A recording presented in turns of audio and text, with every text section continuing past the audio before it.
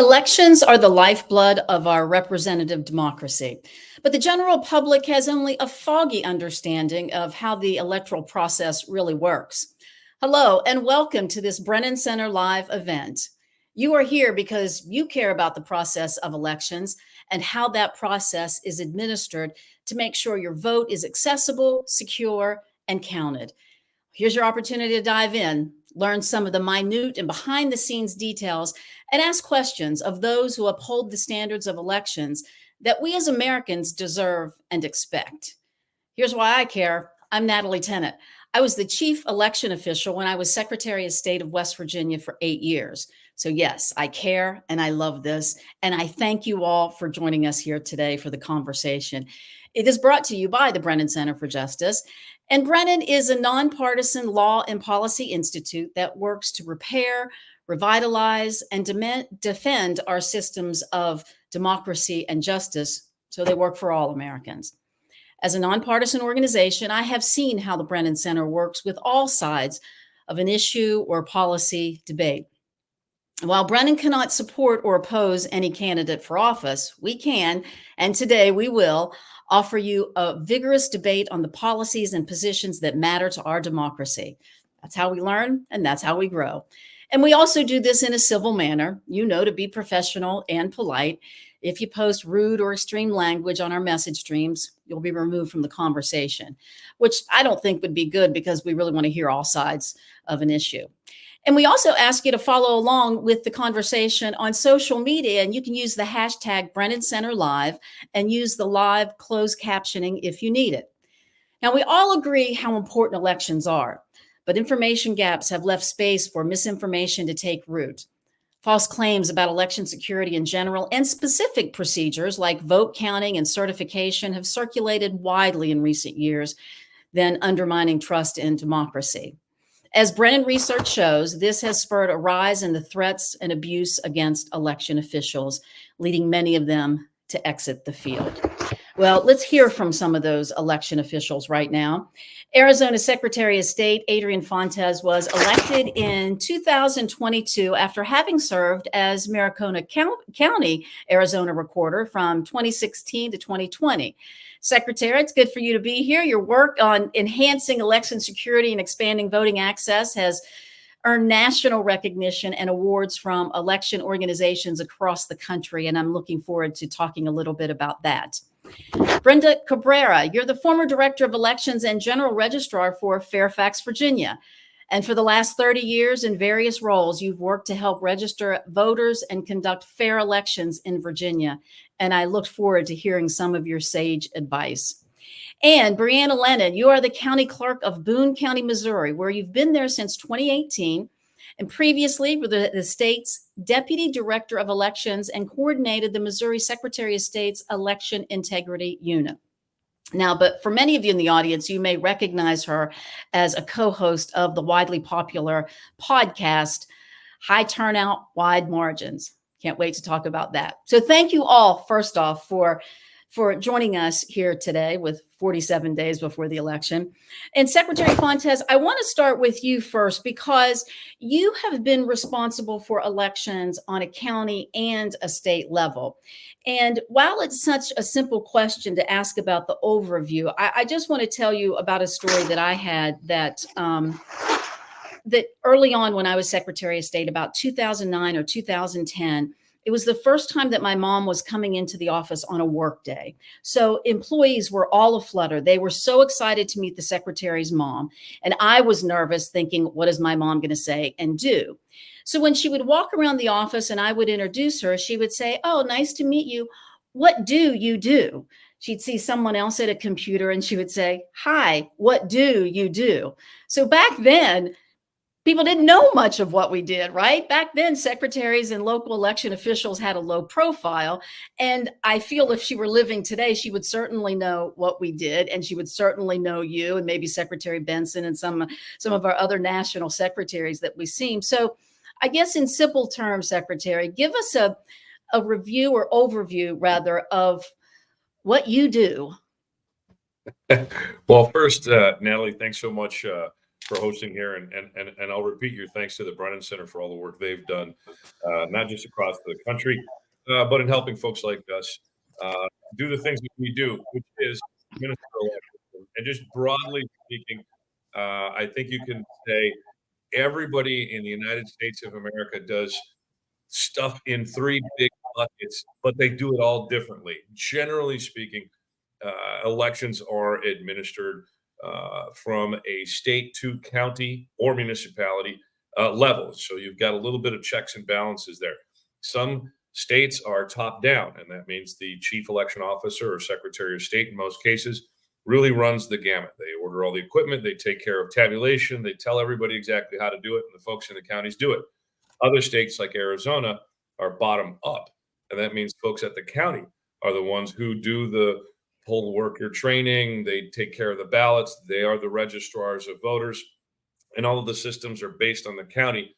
And then the numbers come up, and the final reporting goes out there. And Arizona is one of those bottom up states. My main role is to make sure that the counties have standardized regulations across the state, that they understand the law and know how it is to do the work that they do. Which again, I'll go through those three big buckets, and every state does it a little bit differently. And inside of states, some of the counties do it a little bit differently. So this is one of the things that really confuses people, but I'll break it down pretty easily. Number one, voter registration. This is the act of putting somebody onto or administering, taking them off of the voter rolls. And this maintenance, voter roll maintenance, is a regular thing that we do. There are various, but mostly basic requirements to be a registered voter. You got to be over 18, you got to be a U.S. citizen, and you've got to not have some other disability, a felony, some kind of other incapacity. You swear off on that. And in some states, the standard's a little bit higher. In Arizona, for example, we have to show documented proof of citizenship to vote in state elections. We're a little quirky that way, but we put the AZ in crazy sometimes. So that's voter registration, bucket number one. There are typical audits, regular ways of looking at these things, and the voter roll maintenance is continuous. You will never see the exact same number of voters, particularly in our larger state, from day to day, sometimes from hour to hour, because folks are coming on and off of these systems every single day. That voter registration roll then moves into the next phase. And this becomes the balloting, and that is the distribution and collection of ballots. Now, that might happen the way most people understand it. You walk into a polling place, your name's on that voter roll, you get a ballot, turn it back in. Sometimes it's tabulated on site, sometimes they go to a central tabulation center.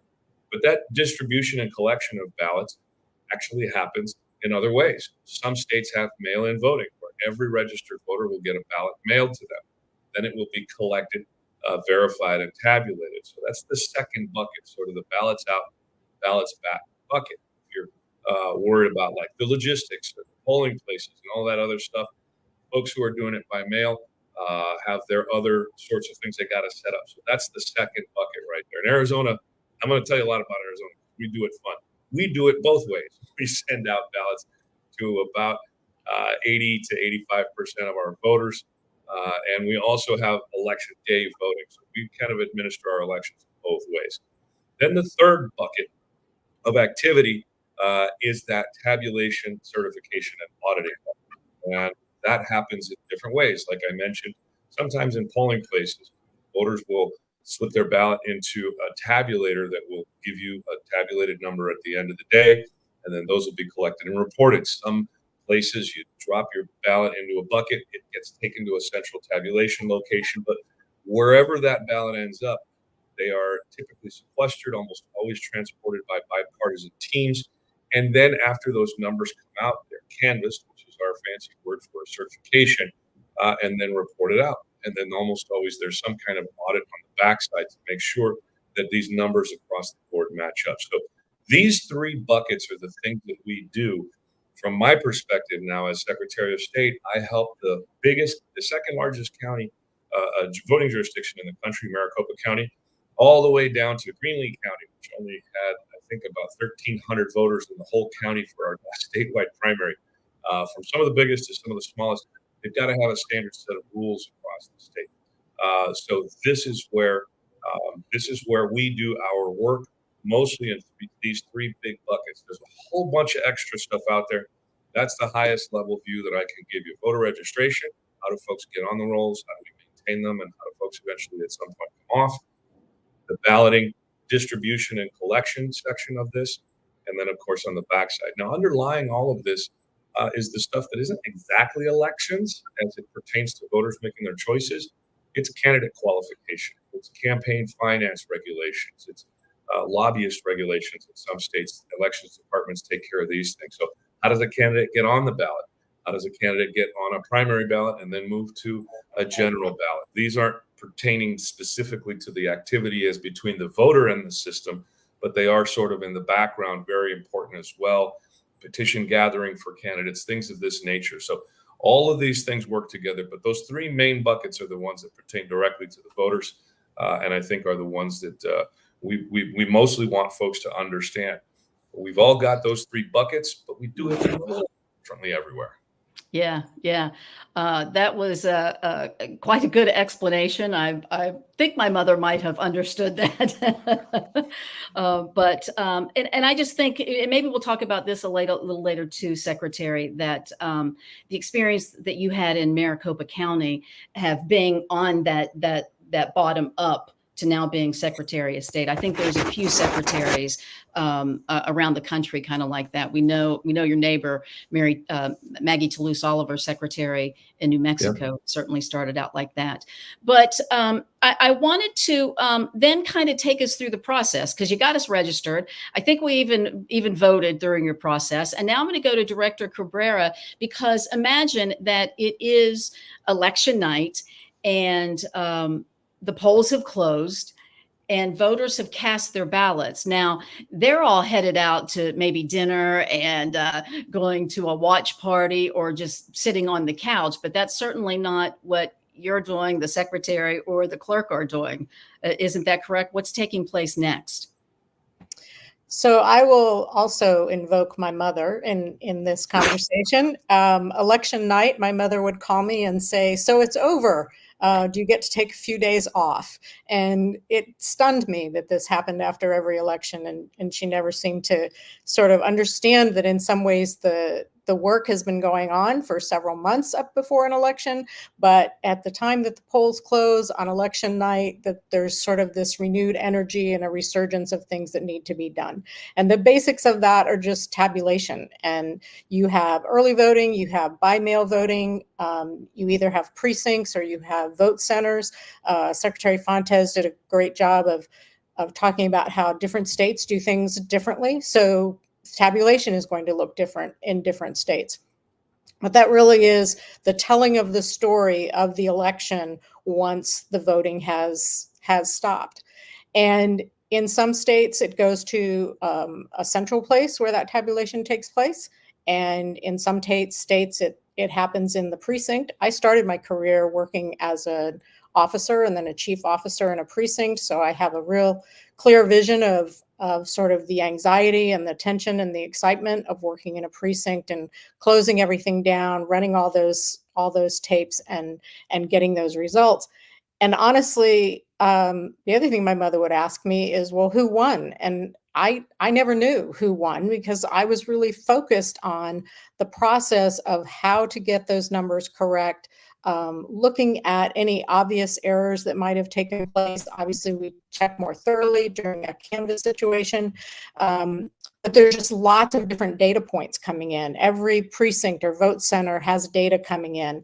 Every locality has data coming in, and then all of that has to get to the state and get reported by the state.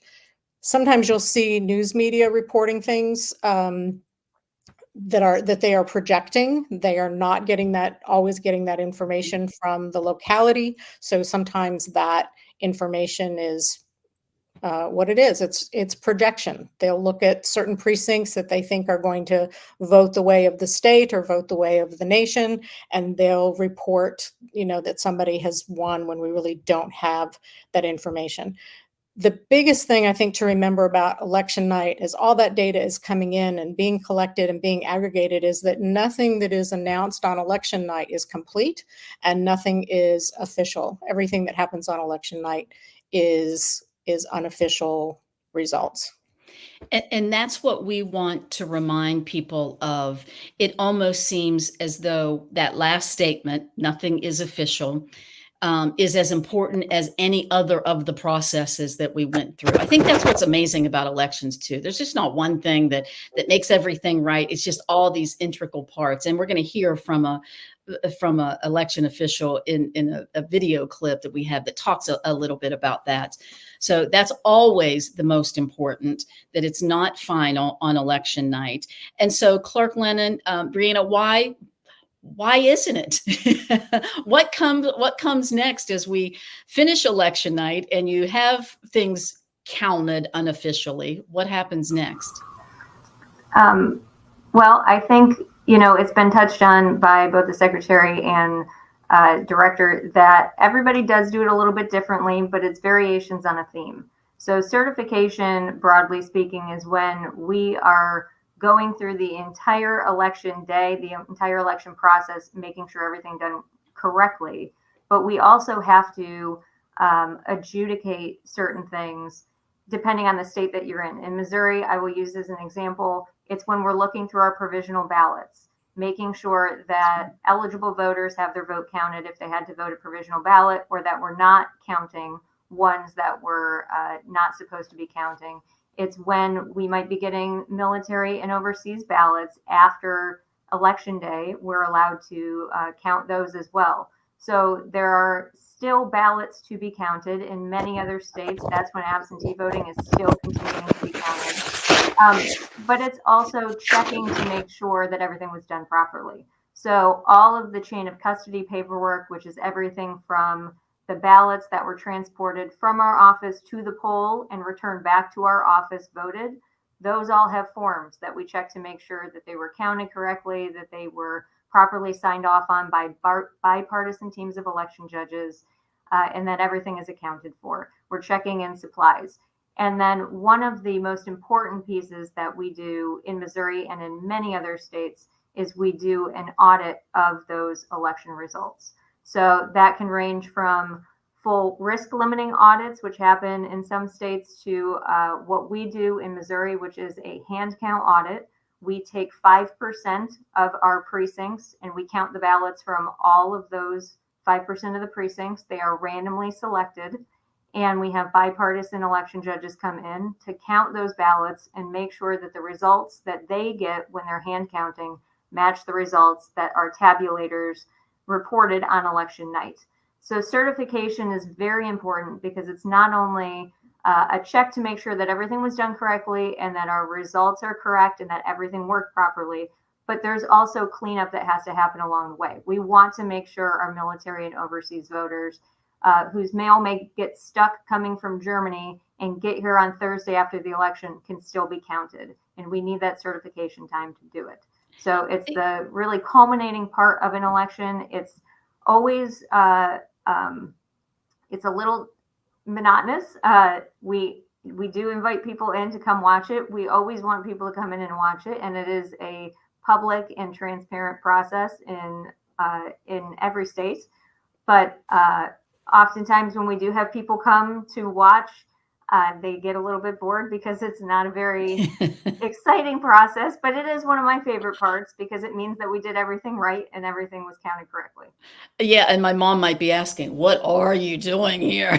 Why is it so boring? But I wanted to just follow up on something really quickly, because I would venture to say you all are correct in saying that there are different processes in different states, but you said that in your certification process, you will even wait until that Thursday, not just wait because it's part of your code and your state code and election process, to make sure that those military ballots and overseas voters are counted. You know, there's sometimes a few times I've heard people say, oh, well, they don't ever count the military ballots, or they don't count those mail-in ballots. And we know that's not the case in Arizona, because like 85%, 92% are all mail-in, but those are certainly counted.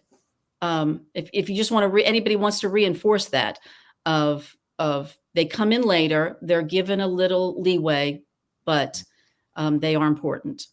I think Director Cabrera said it just right. we are really careful in what we do, right? And that really careful in what we do means that regardless of who's actually doing the work, we're going to want to count every single one of these ballots. And, Clerk Lennon also mentioned, the mail-in ballots that come in, the later processing of these ballots. This is why we don't get those official numbers until a couple of days and sometimes a week or more later. I was asked just the other day, well, why does Arizona take so long? And I said, we've never not taken this long. We've always been right about 10 to 13 days after election day is when our official numbers come out. The problem is everybody's looking at what the media is saying as if those are the official numbers. And they're like, okay, we know who won.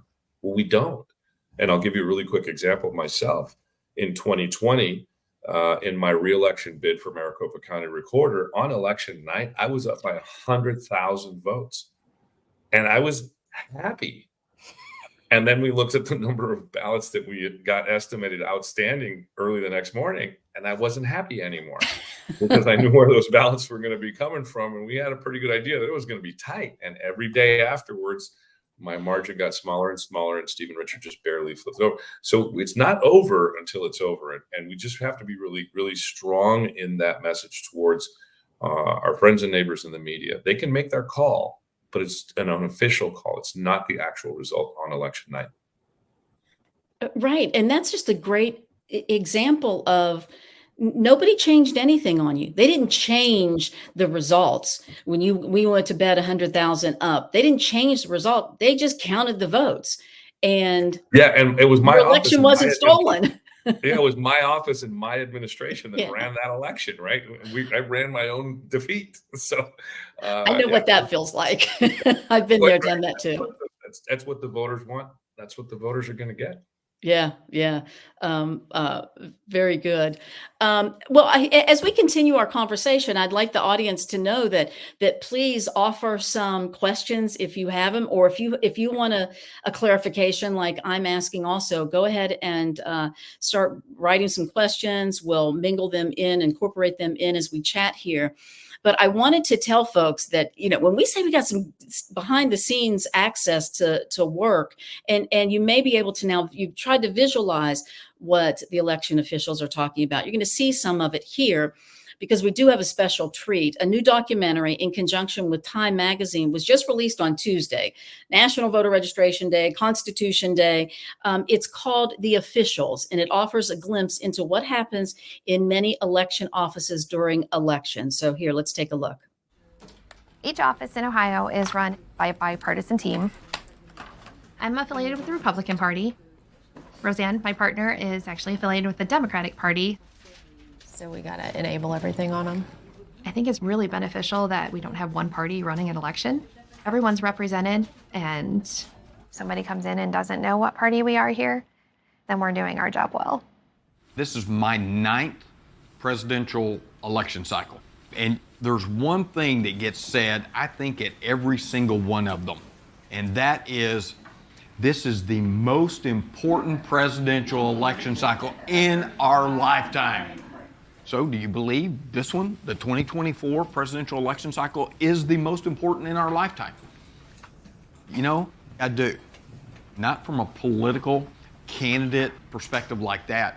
It's for the process of conducting elections in and of itself, because the election process is under attack. I think so much is packed into that minute 12 seconds about all that you learn about elections. And I think even right off the top, some people might be surprised. Elections are not run by one party, because many of our states require that bipartisan or members of various parties working on this. Well, you saw that election officials say that this is going to be a pivotal election, and Wesley Wilcox says that the process is under attack also. And so this goes to Secretary and Brianna. What are you and your colleagues doing now to prepare for 2024, and does it differ from previous elections? Brandy, I'll let you start. Well, I can say at the local level, it's hard to compare, I think, to 2020 because we had so many unprecedented things that we had to do for the pandemic.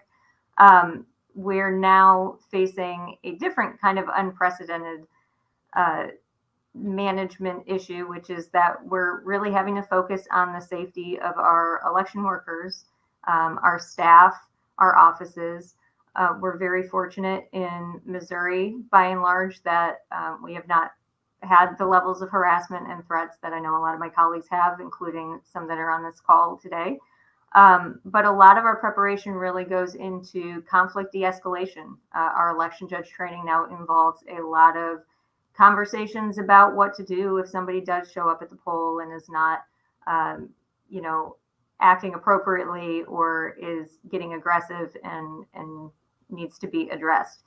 But really, aside from that, a lot of the preparation that we're doing is pretty similar to what we've had to do before because elections continue going on. We still have to do all of the preparation to make sure that our ballots are ready and our election judges are trained.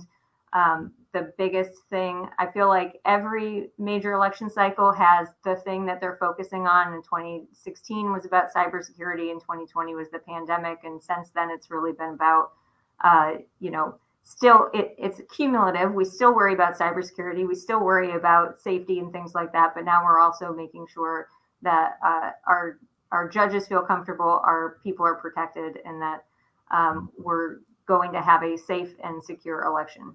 Yeah.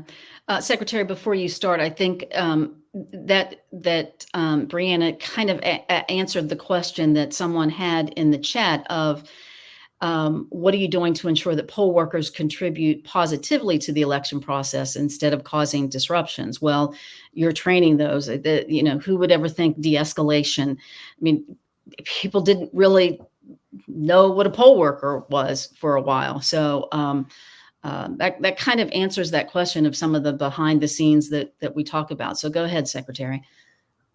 Yeah, thanks. We started, I'd like everybody on the call to know, we started working on the 2024 presidential election in December of 2022. This is an ongoing multi-year process to run statewide elections, and particularly in presidential cycles. Everybody on this call works all the time, all year round. And it's important for folks to know that this year, and I think Brianna said it just right, we're adding on stuff every year. It was just as she said, cyber in 16, a lot of the pandemic in 20 was huge. This year, it's not just the safety of our poll workers and our voters that is important, but the potential threat that generative artificial intelligence, which is an amplifier of misinformation and disinformation. That tool isn't a new threat, but it puts that bad information threat in a whole different light. We've already seen it being used by campaigns. We have already seen it make impersonations of public officials, including the President of the United States, during 2024.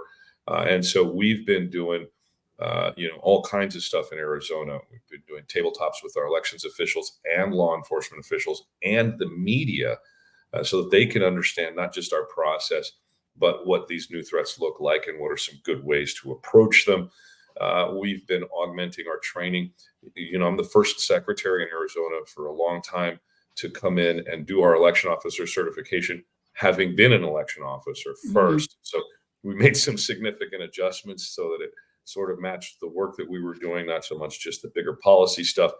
And we've gone out and gotten a lot more resources. We've really tried in Arizona, where we don't have great funding, and the federal government really doesn't give us any significant funding.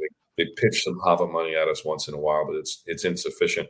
So we've been creative in the way that we've had to help our counties do the things that they need to do. So across the board, we're looking at some of these newer challenges, but just like has been mentioned, we still have an election to run.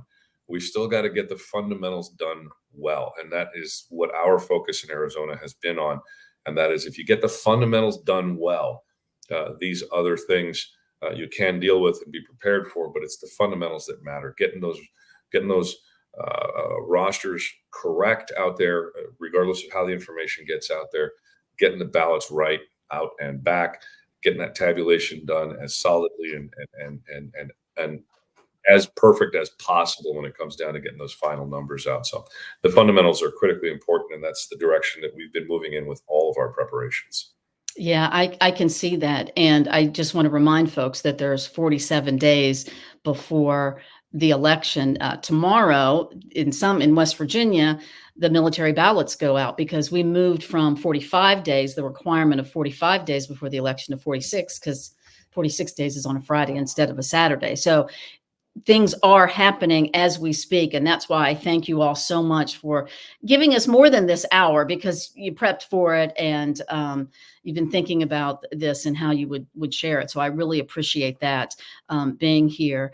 And Brenda, I want, for you, because you've been retired about a year, but not really, because I went to your LinkedIn account. And on your LinkedIn account, you say that you are hitting the open road. And in your RV is what we've seen before. And it says, hope to see former colleagues around the country and continue to advocate for election resources, security, and focus on a mental health in the chaos.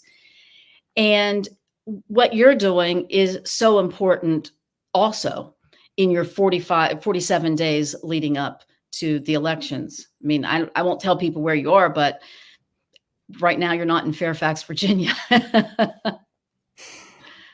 Yeah. Why is all this so important to you to continue it?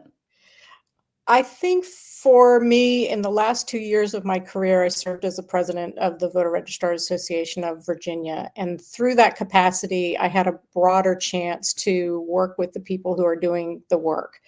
And I am constantly struck by their commitment to it, the lack of resources, the MacGyver way that we often run elections by stringing things together to make things work.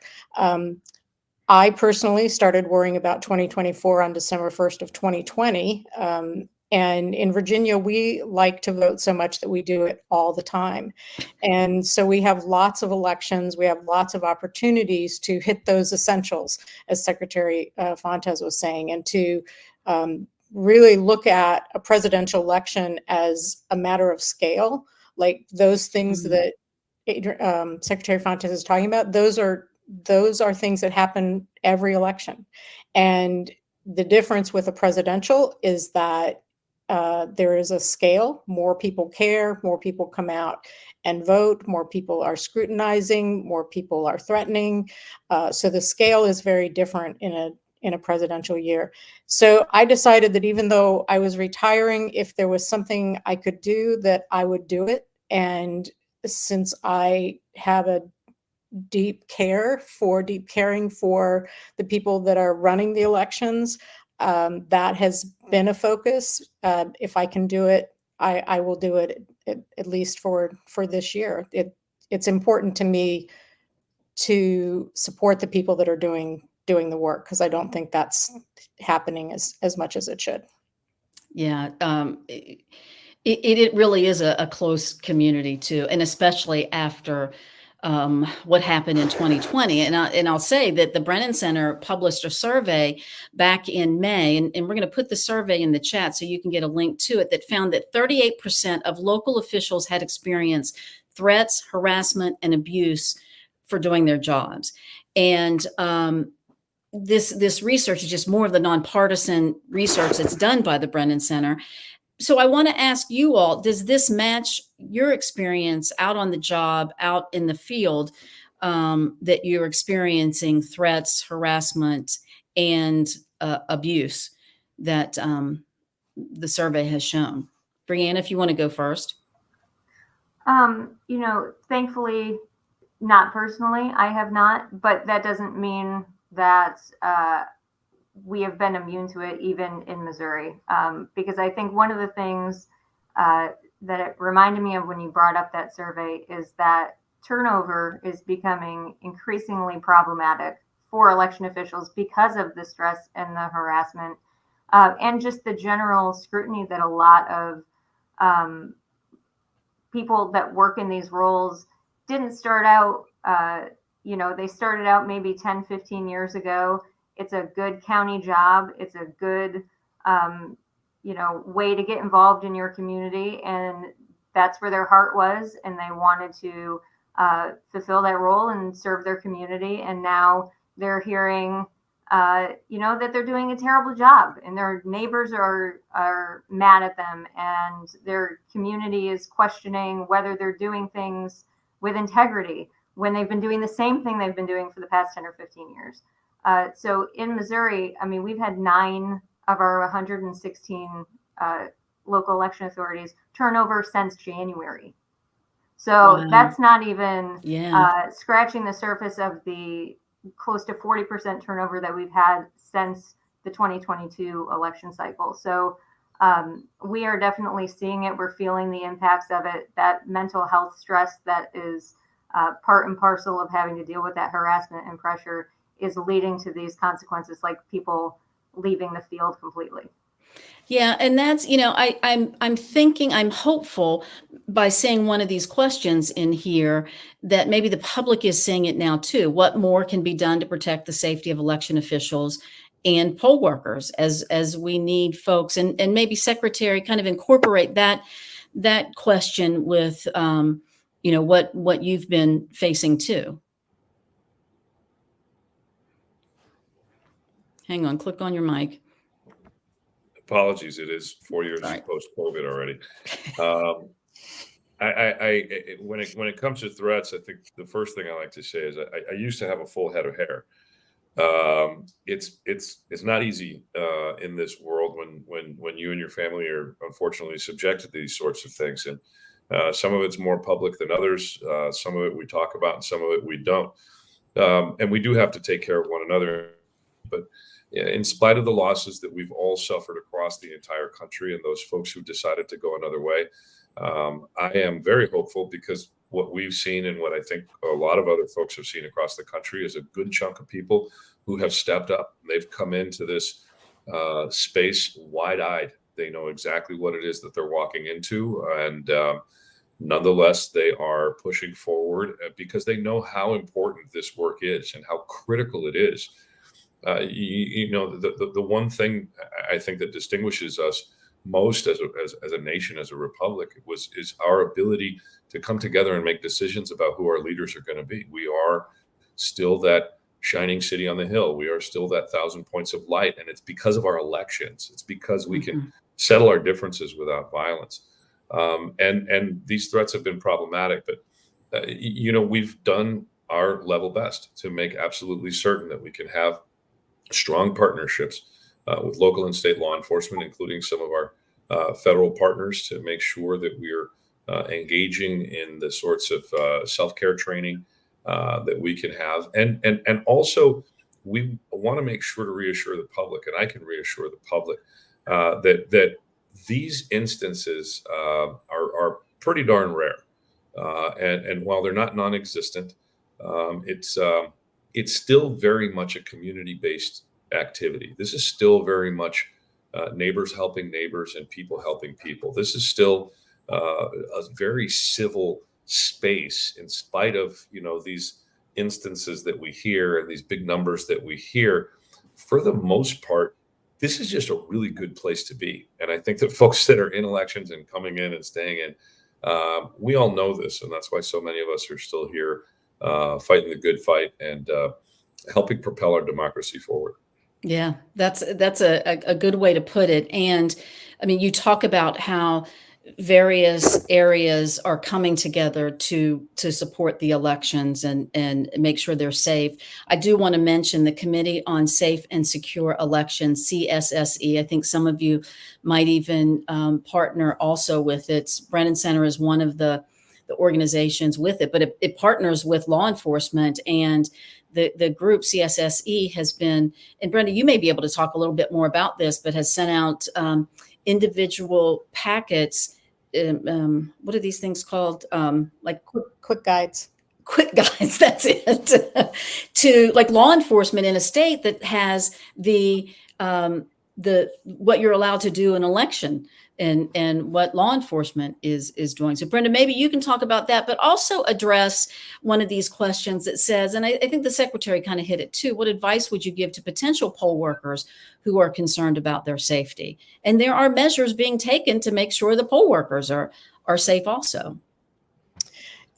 Yeah, so the first question about the quick guides, when we are having more major elections, we meet with our law enforcement and our emergency preparedness people. We have these meetings ahead of the election. But I can tell you that most police officers who are patrolling your city or county, they are not aware of election laws. And so if they were to go into a precinct, other than something related to disturbing the peace, they are not equipped to know what it is that is a chargeable offense, what is allowed in a precinct and what isn't allowed.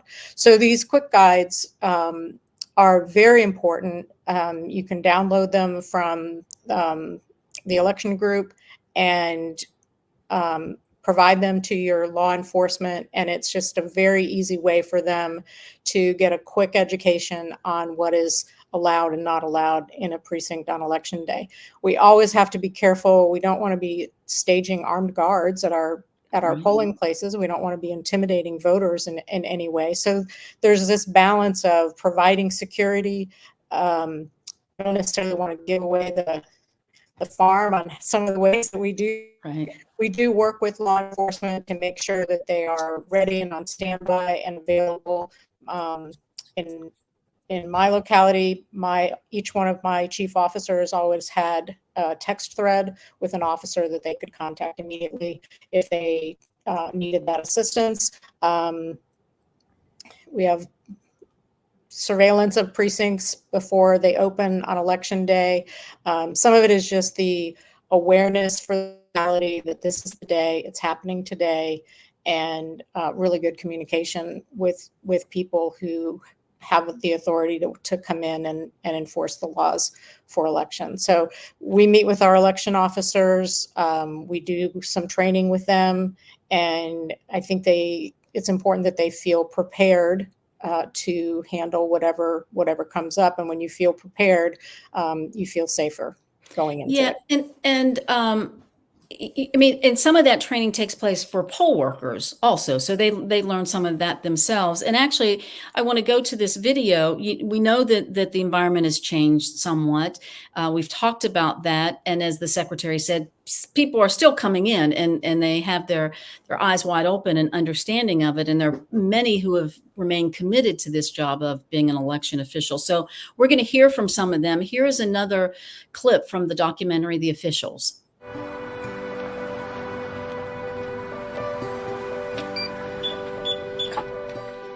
So much that people just don't recognize it happens in elections. To get the calendar blocked, get everything set up, classes for election workers, prepping, all the other precinct tabulators. All of our software stuff has to be looked at, polls materials, so it's constant. There's so many details in elections, and election officials don't have room for error. Thank you. That creates anxiety. And in this environment, you just don't know what to expect anymore. But it's an honor. My job is to make sure the voters' voice is heard. So I'm a complete dork about elections. We got the future voter stickers.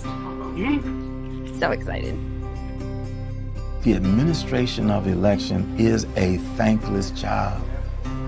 Nobody grows up and says, I want to be an election administrator. You stumble into it.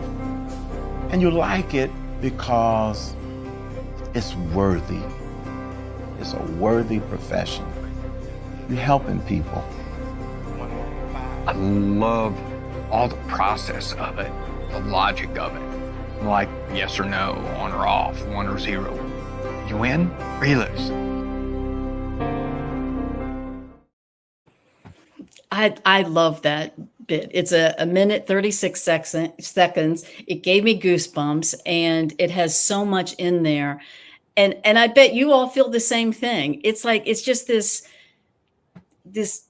grasp of pride. You get to be technical, you get to be compassionate, and you get to help people and honorable and all of those things.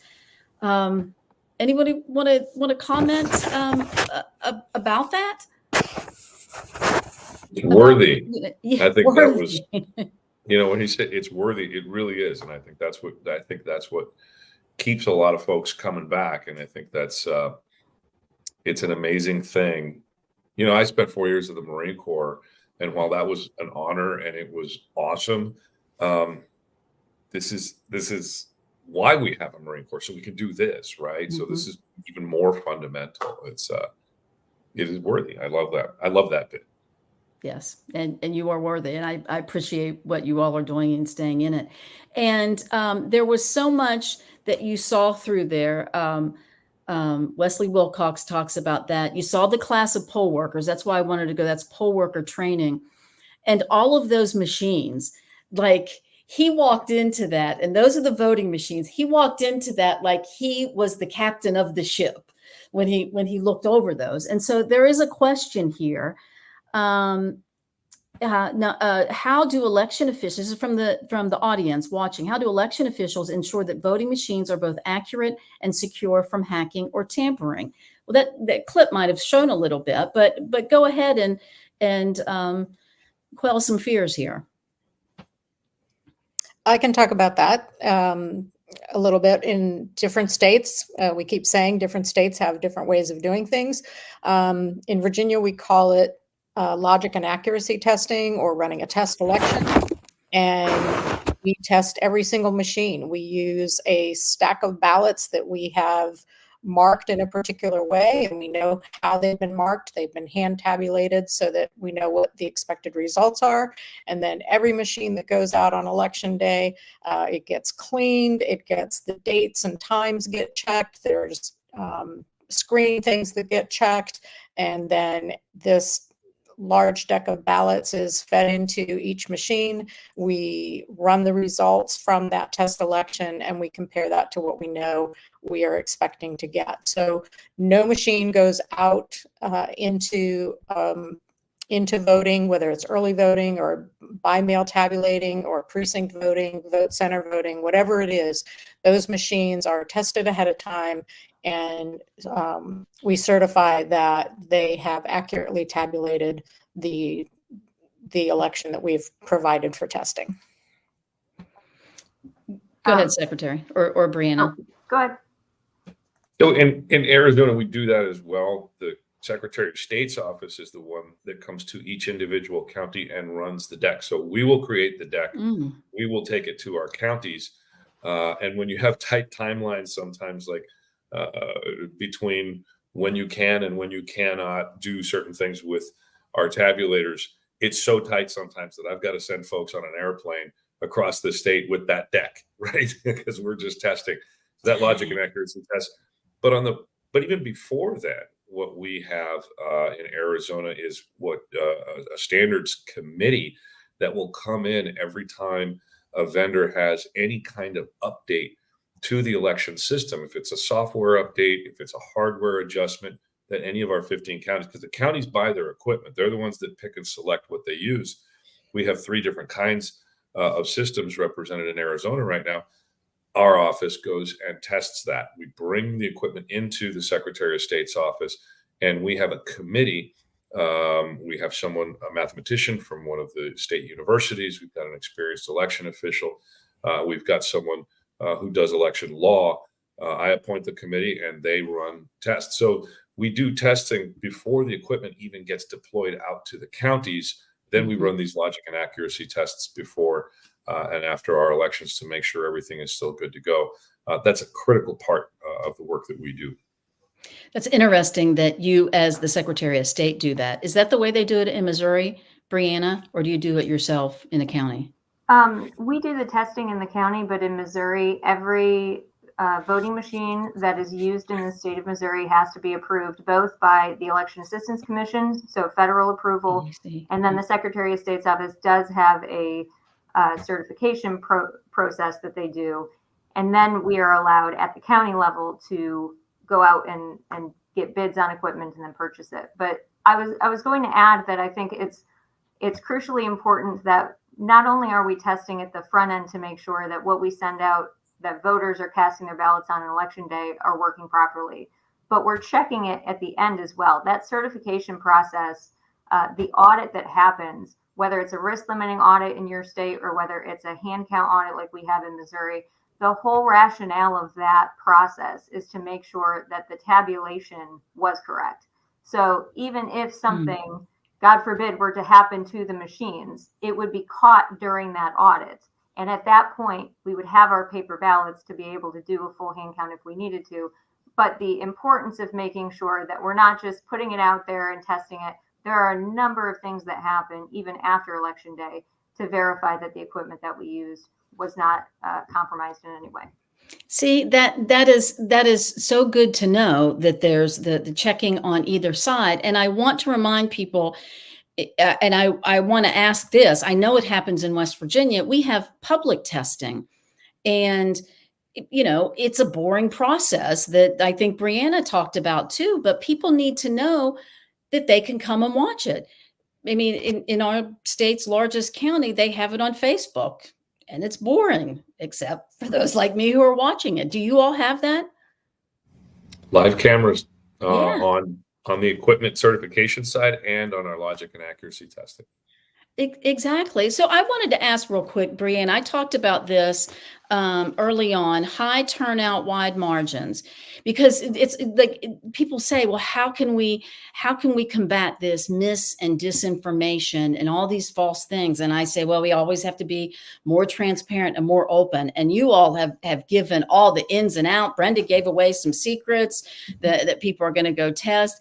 But Brianna, I wonder, I mean, your podcast has been around for a while, called high turnout, wide margins. I get the high turnout part. I don't get the wide margins. But do you feel like that has been a transparent and has helped people, not just in Missouri, but across the country when you talk about the process? We started doing it in 2021, really almost for ourselves, just to have conversations about the really in-depth and very nerdy parts of running an election, like what type of ballot styles do you curate for this? And hey, is there some other chain of custody form we could use that might be easier to understand? And I think so Eric Fay, the St. Louis County Director of Elections, and I co-host it. And I think both of us have really been surprised at how much it has resonated with other election officials, but also we've heard from journalists, we've heard from people in the public that they just didn't realize how much went into an election.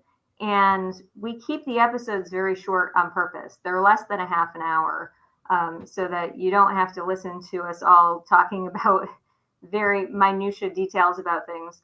But I think that it has, in some ways, hopefully put out, taken away some of the black boxes of elections where, things happen and then there's an election.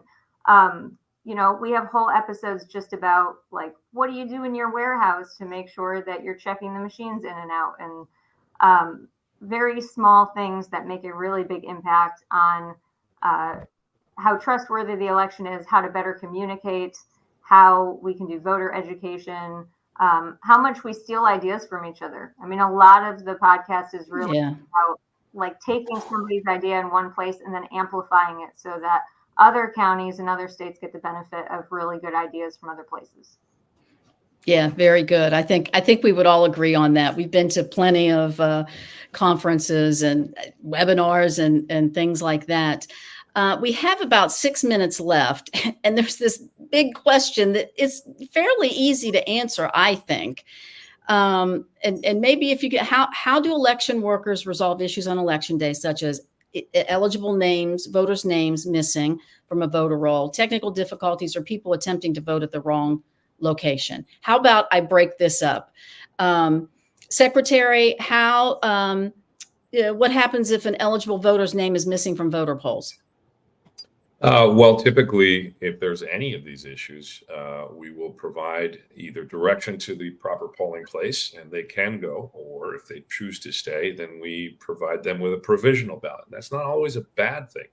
Provisional ballot is just a ballot cast that will be verified, provided that we can verify it, and then it'll get tabulated. So provisional balloting isn't necessarily a bad thing. It takes a little bit more time to process, but that's usually what'll end up happening. Okay. Brenda, you're not my neck of the woods. What if there's technical difficulties, bad weather, snow in the Virginias? I mean, elections go on. We don't get to decide, oh, the weather will be better next week, and so let's have it then. We've had hurricanes. We had a hurricane in, I think it was 2012, right, that came up the East Coast and disrupted elections, but elections go on. We work with our community partners to clear roads if that's a problem, to do whatever it takes. I've had meetings with city managers where they're paving a road in front of a precinct and you say, no, you're not. Not today, you're not. So we use our resources that we have. And I think not having the option to change the date is the biggest incentive to make whatever comes your way immaterial to what happens on election day. Yeah, especially for the general election, federal general election on November 5th. So, Brianna, if someone attempts to vote at the wrong location, what's going to happen? Turn your mic on. All right. Man, Brenda's the only one with a clean record. As Secretary Fontes said, provisional ballots really do help in those situations. The other thing that can help, and this is, obviously dependent on what state laws are and things like that, but having vote centers being available or even central polling locations, like we're allowed to have up to 4 central polling locations for that exact reason. So that if somebody does go to the wrong poll and the poll they need to be at is 5 miles away, but just down the street is a central poll, they can go to that. So there are options that are available in the absolute worst case. Provisional ballots take a little bit longer, but again, are still a great way for voters to be able to still vote and then have us be able to verify the eligibility after. And explain real quick, any of you who may use vote centers, we don't necessarily call them vote centers in West Virginia. They're called satellite voting. We're out in the county for early voting. But I mean, I just hope people are gathering that election officials have come up with various concepts through the years to make voting accessible. And this is why they are great people, why they are the unsung heroes, election officials. But who wants to explain a vote center real quick?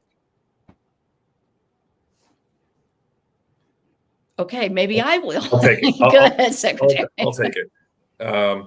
Traditionally, and back in the day, precinct-based voting was the only way to do it because the only thing we had was paper to have our roster of who is eligible to vote. So remember the 3 buckets? The voter registrar would send a list of those voters in that precinct, and then the folks running the election would have more than enough ballots for those folks in case there were issues, and that was it. It was very sort of one-to-one. We have technology now, and we have ways to communicate now so that voting rosters from across an entire county, or maybe even a state in some cases, although I don't know any, you have a vote center where a person can go to any of the vote centers and have their particular ballot printed. And that means that they get the elections that they are eligible to cast a vote in and only those. So you're not doing some other school district or some other congressional district, just the ones that pertain to this particular voter. It's much more convenient, especially in some areas where, let's say, for example, you live in a neighborhood where the precinct-based polling place is very near your home, but your precinct line is right next to it. You live way over there, right? Or your precinct-based polling place is way over there. So the idea of convenience, the idea of losing confusion, the idea of having less provisional ballots, which makes it easier for everybody, that's the benefit of vote centers. And we've adopted them in most Arizona counties, and it works really, really well. Yeah. Well, thank you all very much. If you all could do it in like one sentence or two sentences, when people walk away from events like this, they continue to think about things. What would you want, Brenda, someone to think about as we wrap up here? There are studies who talk about the power of an oath, and the people who are running elections take an oath. They are committed to that oath, and they are committed to redundancies, and they are the best people to be conducting elections. Excellent. Thank you. Secretary Fontes, what would you like to send folks off with? This is the best of all ways for folks to govern. Power used to be exchanged by heredity or violence. Now we do it in a very civilized way. Elections in America represent literally the next phase of human self-governance. And I think we should take a lot of pride in the fact that we do it pretty doggone well in this country. Yep. Very good. Brianna? Really that, democracy runs on people. It's still very community-based. It's still very human-based. And I will make a pitch that if you have never served as a poll worker or an election judge, now is the perfect time to reach out to your local election authority or your Secretary of State's office, sign up, get trained, and help be a part of this November. Excellent. Thank you very much. And thank you all for being here 47 days before the election. Thank you all for watching and for your questions. The Brennan Center looks forward to seeing you at future events. You can also go to brennancenter.org to learn more about what the research is taking place. Thank you for joining us. I'm Natalie Tennant, former West Virginia Secretary of State. We'll see you next time.